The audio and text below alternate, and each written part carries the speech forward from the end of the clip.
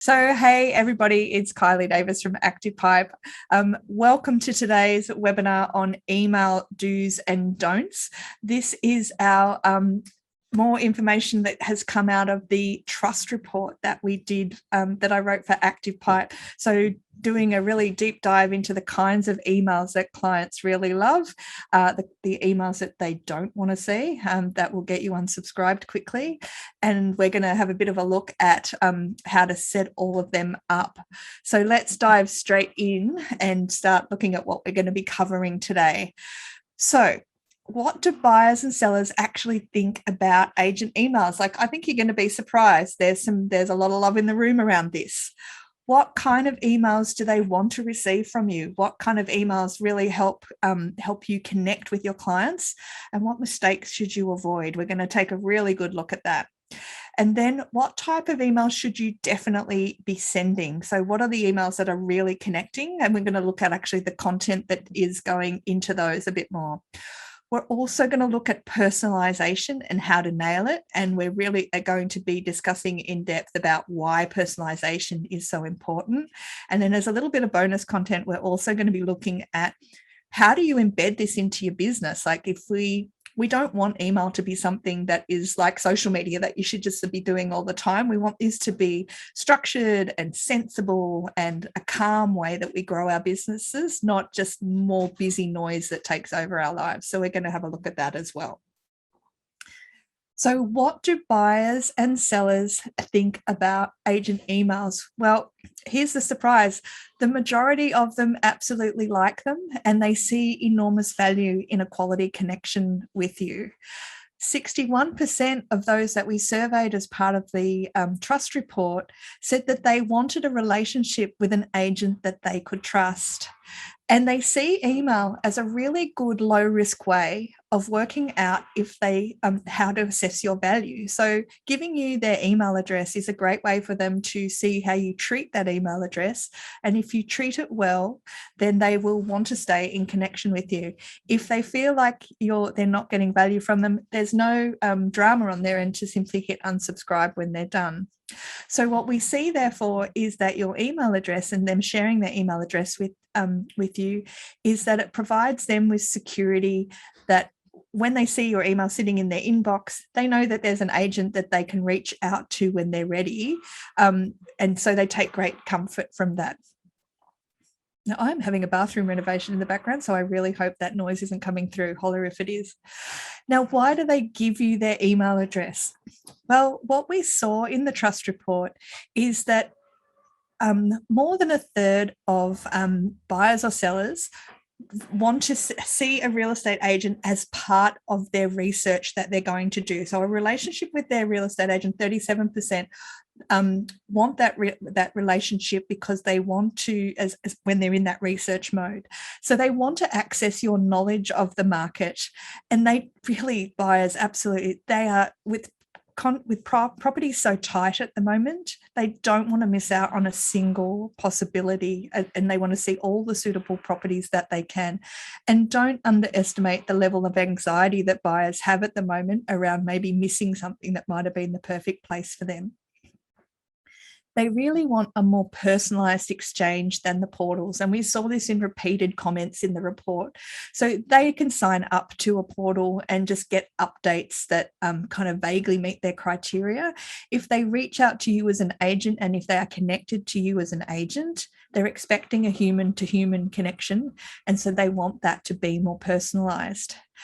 They want to be able to access exclusive information from you. So off-market properties, we know that we know these are a thing now. Like, they want access first before things become live. If they have given you their email address, they are almost expecting like membership privileges in being connected with you, because they want, in giving you their email, they want to expect better service because they are known to you. Now, even when I say known to you, they're known to you because they're an email address in your database, but they see that should be unlocking special levels inside the game of real estate, if that makes sense.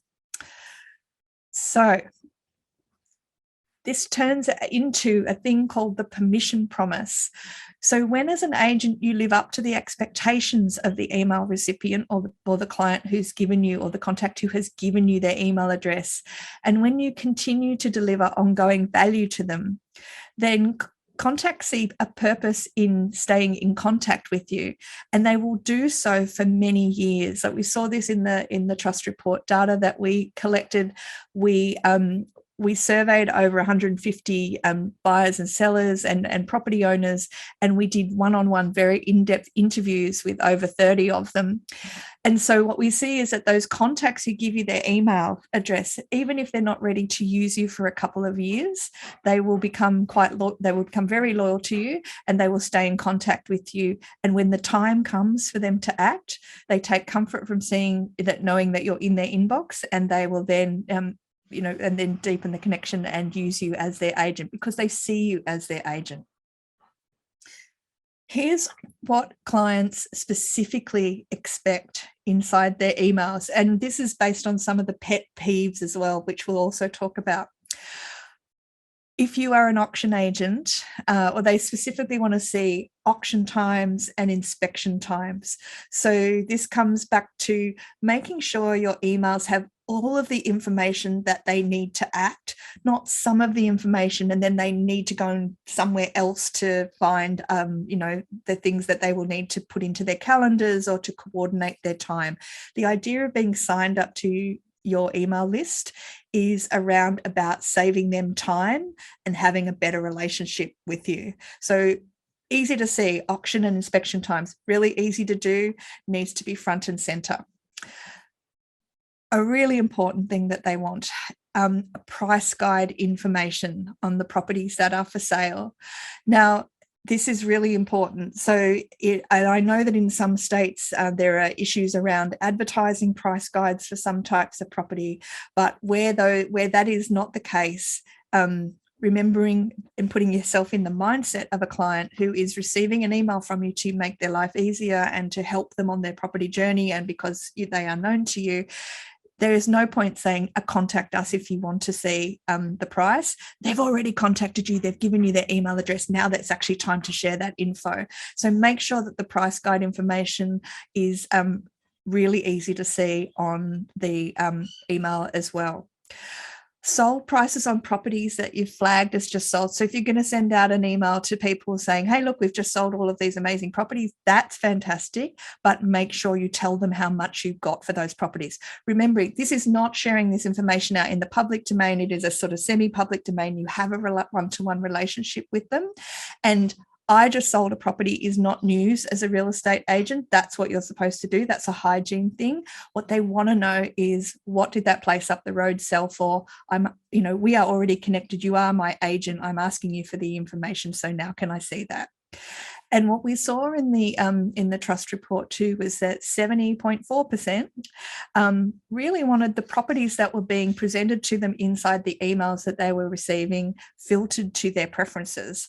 So they really wanted to, they didn't want to have to, do all that work of, going through everything. They wanted to see things that met the criteria that they had already shared with you. So now, if you've got any questions as we go through this, pop them either into the Q&A or the chats. I don't mind where they go.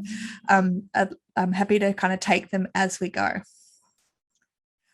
So let's go into the specific likes and dislikes about email. Here's some Here's some rules of top performing emails. Overall, this is kind of the overall things that came out of it. So first of all, they absolutely want those emails personalized. They have given you their email address because they wanted information from you. They have shared some information about what they're looking for or what they're wanting to do. So you need to be able to greet them by name, not just hi, comma. Like, we need to be able to personalize them, and they can't be generic. They want, if they've said they're interested in 2-bedroom apartments, do not send them 4-bedroom homes, houses. They really want them customized. So they want you to recognize those individual preferences. So again, not 2-bedroom apartments if they're looking for 4-bedroom homes. If they're in the investment market, don't send them information about first home buyers. They want information that is relevant and that they can use. So they're looking for guidance. We only searched or decide to sell property once every 8 years, around roughly, I think in 8 to 11 years in Australia. Not sure what the numbers are for New Zealand, but we don't do this very often. And when we do it as buyers or sellers, we are really looking for help. And so we want information that we can use, and we turn to agents to guide us through that process. And we also want to receive those emails at a timeliness that makes sense. And this is one of the things that we get asked so much at Active Pipe. Well, how often should I send out my emails? And the answer to that, like so much in real estate, is, well, it depends. If you're a buyer, you're probably, and you're active in the market right now, you're probably happy to receive those emails a lot more frequently than you would be if you are a seller who's thinking about acting in the next 6 months. So this is why personalization and having your email structured is so important. You can send frequent emails, but to the right audiences with the right messaging. Otherwise, it feels like an intrusion. So let's have a look at some of those emails at the top of the funnel. So when we're trying to basically attract attention or make that connection with buyers, and especially with our sellers, what we want to do is we want emails that they really loved, or they wanted useful emails that helped them research the market and understood how the market is performing. Remembering that email is a way for buyers and sellers to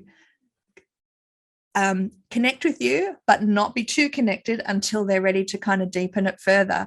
So it's a great way to kind of passively shop using your email. So information that you send out to them on a sort of regular basis, maybe once a month, can be a great way to just keep them up to date. When they're interested in it, you can start to see when they're engaging with it. They want helpful emails that are going to assist them navigate their specific property journey. So first home buyers are looking for help around, what have I got to do in what order? Like, how do I, do I just get some finance and start shopping, or what are kind of the tips and tricks to making me a better property buyer?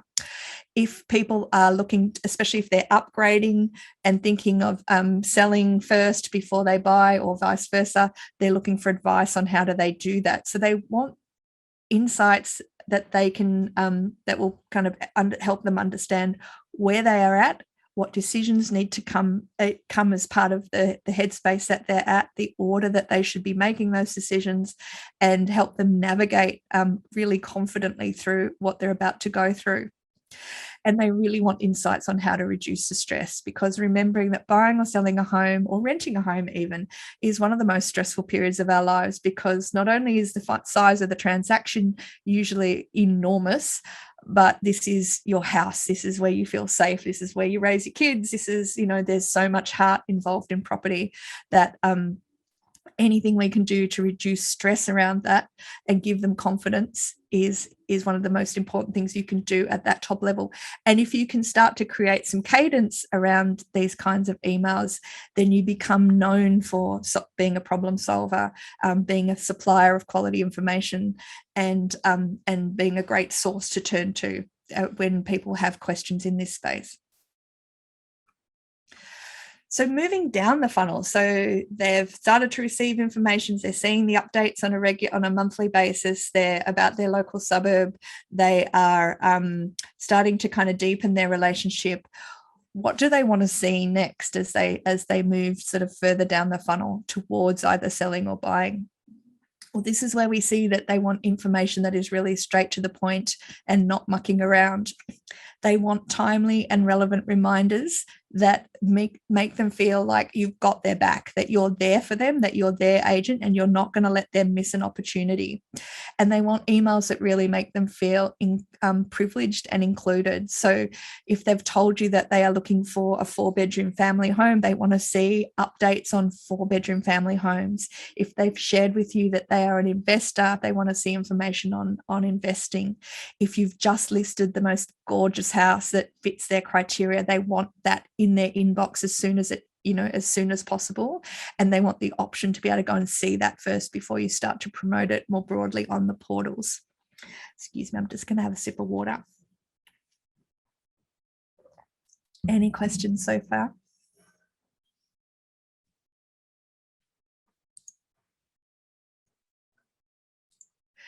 We will be sending through some of these templates, yes, definitely, as part of the deck that we send through. So what do they really hate? This is an important slide, and look, you will get these slides, so don't worry that you have to remember them all. But they do not want irrelevant information, and they don't want emails that are sent too frequently with no purpose. The fact that you haven't got any listings is not their problem. They're on their own journey, and if you've got commission breath and you're kind of hounding them, they will unsubscribe you. Constant requests for signups. So asking people to put in their details to get more information, like that give to get thing. It's a valuable tool, but don't do it too often, and don't do it too constantly in all different parts of the funnel, because if they've already connected with you deeply, then asking them to sign up again just starts to become really annoying. They really hate ugly emails with too much text. And some of that's because this is exactly how our brains work. When we see things that are overwhelming, we just our brains just go, oh, I'm not reading that. That's ridiculous. Real estate's hard enough, people. Don't make your emails hard to read. And anything that is aggressive or really transactional, that bothers them too. So they're looking for, again, commission breath, try and avoid it. Your listing, it needs to be a very soft sell, especially at the top of the funnel, and it's all about building the relationship. So try to avoid these 5 things. But what was their pet peeve? The thing that they hated the most was generic emails that made them feel invisible. If they've shared their details with you, if they have met you at an open for inspection for a 3-bedroom home, then clearly that is the market that they are looking at. And so they don't want to be sent 1-bedroom apartment information, every week. You need to really make them feel seen as part of their email. So this all raises the point of the importance of personalization. So 83%, and personalization isn't just something that we want in real estate. Personalization is something that the cloud-based computing and the way that we interact with social media and the internet and all these things has made us completely expect. This is across everything that we do these days. And as real estate agents and as a technology supplier to real estate agents, I can tell you that you guys really expect personalization from us as well. So 83% of us are willing to share our data. Like, we don't mind sharing our email or maybe our mobile phone number if we think that that's going to improve the experience from us. I will happily give Coles or Bunnings my details if I think that they're going to share with me a list of things that I can save or items that I'm looking to purchase. 76% of us expect more personalized attention. So especially if we've gone through the details of filling in our contact information, after we've done that, don't make me do that 7 more times. Like, I've told you that I want it personalized, so start to give me attention. 80% of us are more likely to use a brand that personalizes experiences. And these are all data that came from some big pieces of research from Accenture, the Demand Gen report, behavior study, and Epsilon. So big pieces of data that see the importance of personalization across everything that we're doing. And then in the trust report, we saw that, 72% of those that we surveyed in the trust report said, yes, they want their real estate emails personalized. So they definitely want to see information that's specifically relevant to them. So look, how do you do that? Like, oh my God, how do you personalize that email? You've got 20, 40 people coming through opens every weekend. You've got millions of emails coming in requesting information about property. How in God's name do you actually try and then turn that into a personal experience for every single person that's inside your database? Well, don't panic. There are lots of ways to do this in a quite straightforward way. So don't feel like you have to do it all manually yourself. Whenever and wherever you collect data, and some of those data collection moments are email inquiries coming in from any kind of activity that you see, whether you've got properties advertised on social media or in portals, portal inquiries coming in, open for inspections, people just dropping by the office if you're lucky enough to have your office open at the moment. It doesn't matter how you are handing out your business card. It doesn't matter how you are bringing people in, but there are 3 really key pieces of information that you need from them. You need their name, you need their mobile phone number, and you absolutely need their email address. And then the 4th thing that you need is where's their head at? What are they thinking about? Are they a buyer? Are they a seller? Are they a seller buyer or a buyer seller? They think someone who's thinking of selling if they can find the right thing to buy. Are they considering an investment? Are they a first home buyer? Are they a downsizer? Like, just where's their head at? And we need to come up with some really key categories around that. But just if you can think of these 4 things: name, mobile, email, where's their head at, that will help you in your data collection. Here are some common tags that support personalization. So once you've got those 4 pieces, once you've got those 3 pieces of key information inside your CRM, what we're then going to do is to tag them so that it can support the personalization that we want to do. So if contacts are tagged, personalization becomes easy. And here are some really common tags. So first, grade 1, level 1. Like, think of this as almost like a computer game. Let's start at level 1. If you pass level 1, you can move to level 2, level 3, etc. You've got to win the levels, okay? So first level, what's their property status right now? Are they thinking of buying, selling, renting, or owning? If the only thing you did in the next month or 2 was tag your database based on these 4 key categories, then you would be ahead of the vast majority of real estate agents out there. If you feel like you can take it to the next level, level 2, and you can win that first level, then the next question is, this is an additional tag. So don't try and think of it, they have to be one or the other. You can be lots of different tags, because multiple tags create audiences. And I'll explain that a little bit in a minute. But tag option number 2, are they a first home buyer? Are they an investor? Are they an upsizer, a downsizer, or a resident? Now, here's the thing. You can be an investor, an upsizer, a downsizer. You could be a seller, or you could be a buyer. Like, you can fit either of those things. You can be a renter and a first home buyer. So tags kind of build up pictures of audiences. Does that make sense? The second thing that you want to know, and the second kind of tag that you want to have for them, this is level 3, is, well, who are they to you? Are they a past client? Are they someone in market right now? Are they a VIP? Are they someone that you've known in the area? Are they someone in your kind of farming area or your fishing area? Who are they to you? So that's tag level number 3. The third level of tagging, and we're starting to get really sophisticated now, is what's their current status and what's their need to act. So are they looking to act right now? Are they looking to act in 3 months' time? Are they looking to act in 6 months?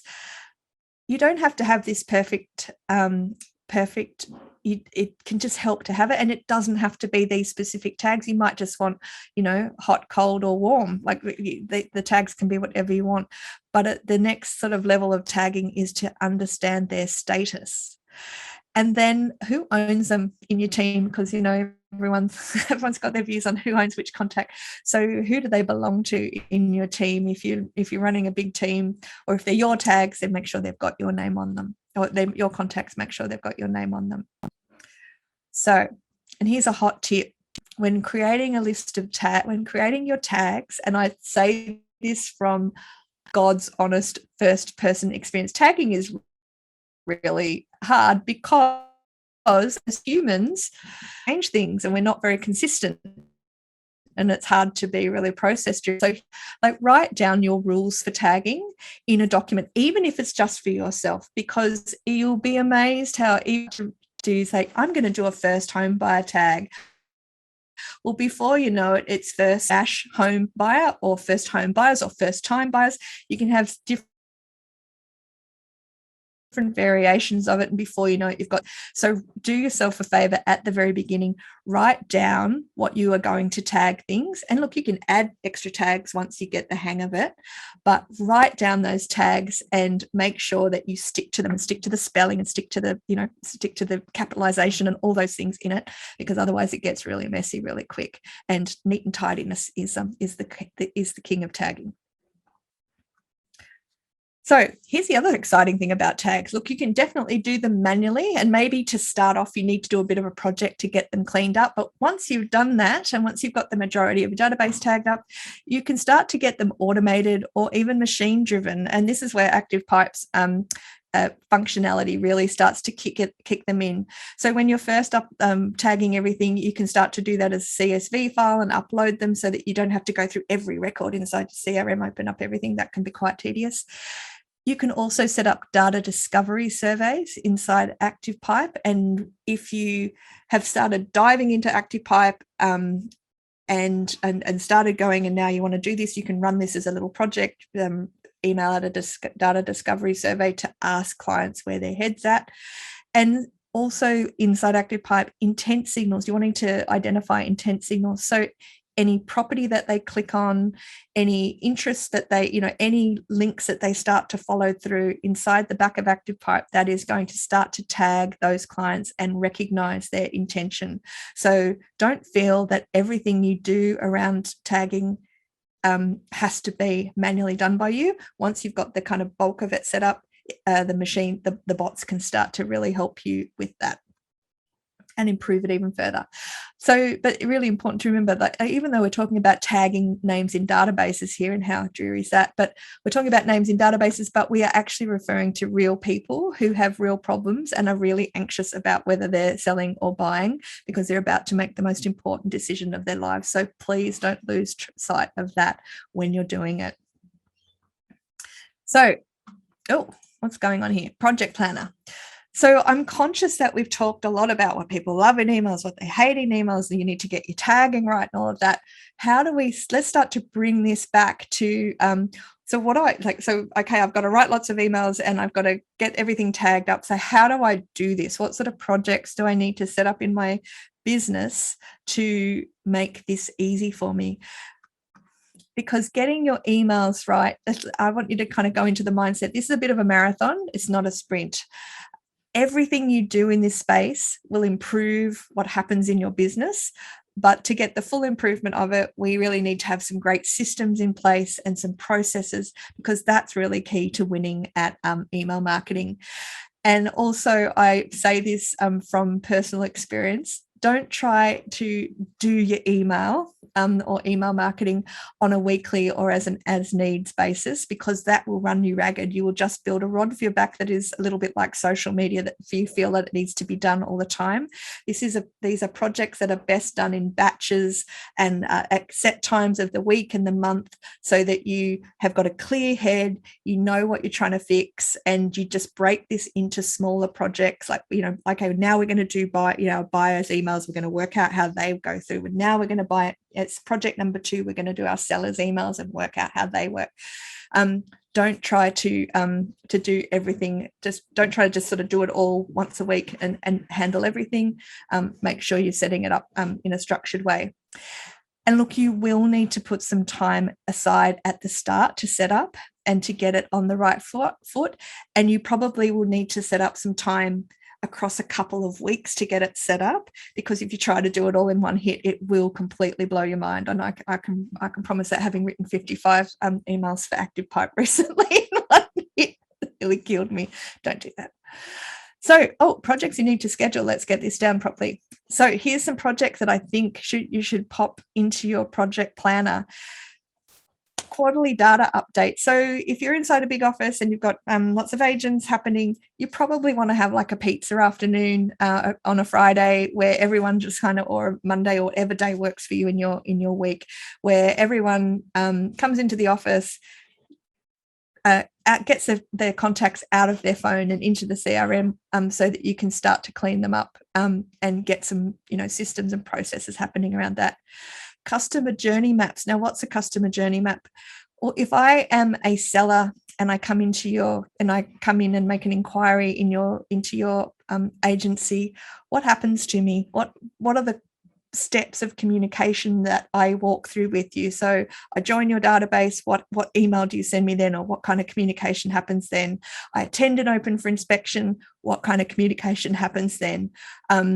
If I tell you that I'm not interested in being part of in selling for 6 months, what happens then? Try and step all those steps out.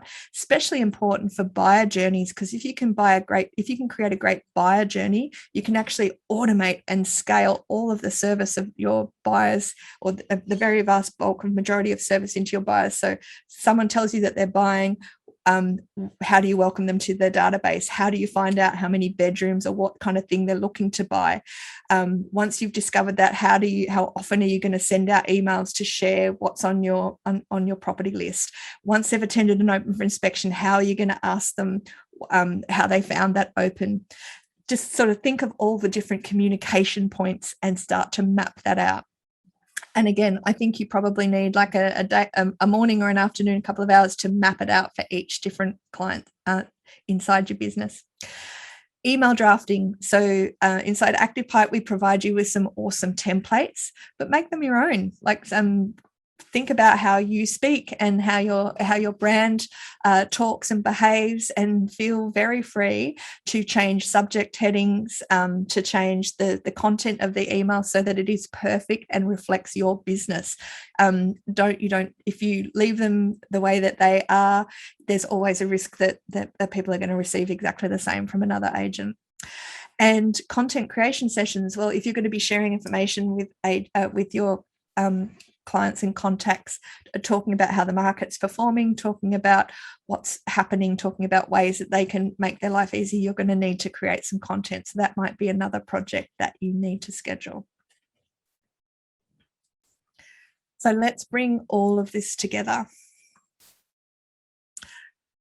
Here's the goals for your email campaigns. You really want to demonstrate and share your expertise. This is what you're going to do. As part of that, inside your emails, you want to share your personality and your unique voice. The templates are there to guide you, but feel free to make them your own. In fact, I really encourage you to make them your own, because this is your business and your brand out in the market.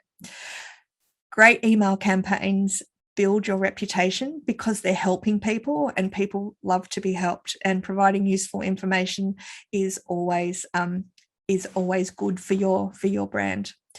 And it keeps relationships really warm. This is what we're trying to achieve. We want to keep those people who said that they're not ready to act for 3 months or 6 months or 12 months, so that you don't necessarily have to remember specifically to call them, but in fact something has been happening in the background to just keep them kind of bubbling along and to keep them in connection with you until the time that they are ready to act. And sometimes that might be years, but just keep them on a simmer. When we get it right, what happens? Well, when we get it right, we end up staying in connection with clients for absolutely years. We start to see increased referrals from past clients. So past clients come back to us because they know who we are. They know, they feel like they've been in an ongoing conversation with you. And the way to think of this is like, how many people in Facebook do you feel like you know them, even if you haven't seen them for absolutely ages, or even if you've only met them once or twice? It's this constant connection that keeps us, that will increase referrals. But also, if someone's had a great experience with you, they're going to tell all of their friends and family. We know that they do that. And so while you if they're getting a great experience from you through your email, then they will also share that with family and friends. And so you will get the referrals of their family and friends. When you have happy buyers, then you have happy future sellers in the bank. And happy sellers means, and vice versa as well. So great client experiences create great client referrals.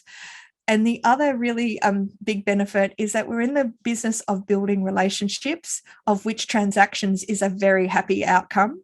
But the more relationships in real estate that we have, the more the more business that we win. So if we focus on building relationships first, the business absolutely follows. So here's our 6 steps guide to doing your emails correctly, all in one slide.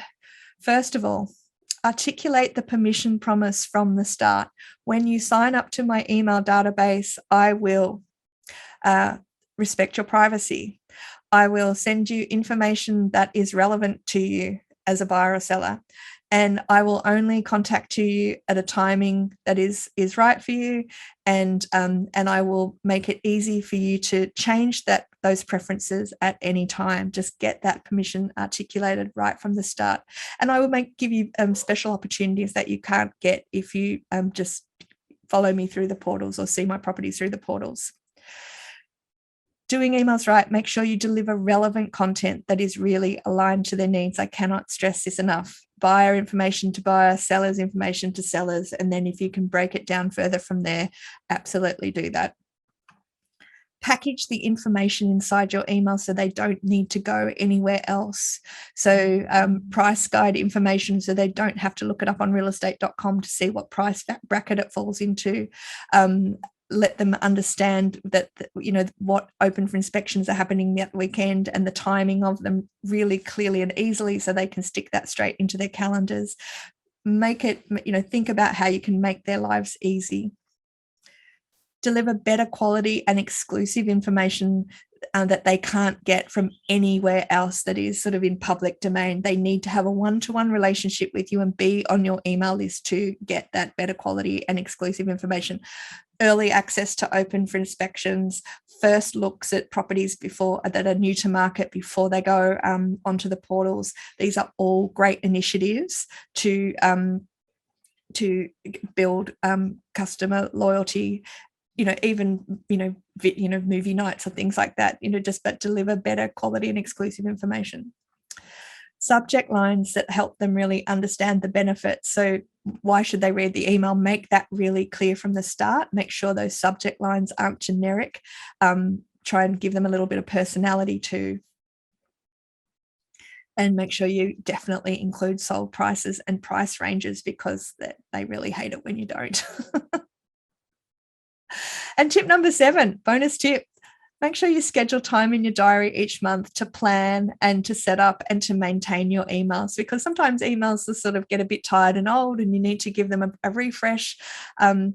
Setting up that journey work can be a little bit time consuming at the start, but the rewards once you have it done are that you can walk away from it and it will manage itself, and just takes it a half an hour to an hour once a week or once a month for you to just keep on top of.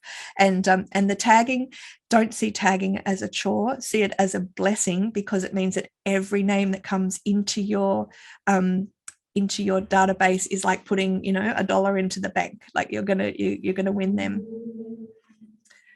Now, sneak peek, I know a lot of the stuff that we've talked about today feels like an awful lot of work, but we have some great news at Active Pipe that we have a major new upgrade coming up soon. We know that most agents have like significant amounts of untapped commissions sitting in your CRM, and our new product is going to make this really easy regardless of whether you are just starting out as a brand new agent, whether you're a whole office agency, or whether you're a big group. And it will make sure that it's really easy for you to have this stuff set up, running in the background and getting up to speed in no time. So I can't say anything more than that, but you can we'll send out details on how to find out more.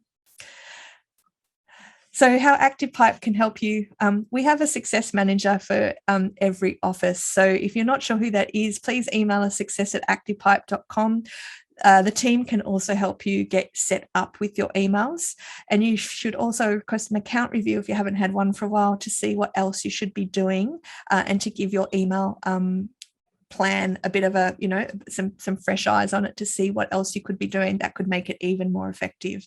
And do download the trust report. We'd love you to have a read of that. Now, I've included some resources in this deck so that you can either see some past webinars we've done where we dive into specific emails and what agents are expecting, and some of the products like real estate content and market insights that Active Pipe does that make some of those content elements really easy. It's been great to have you all on the call. Thank you so much. I hope you found this helpful. Please download the trust report. There's some great insights into that I know will help your emailing. And if you've got any further questions, reach out to the team and we'll be happy to answer them. So thanks everyone. Kylie Davis signing off.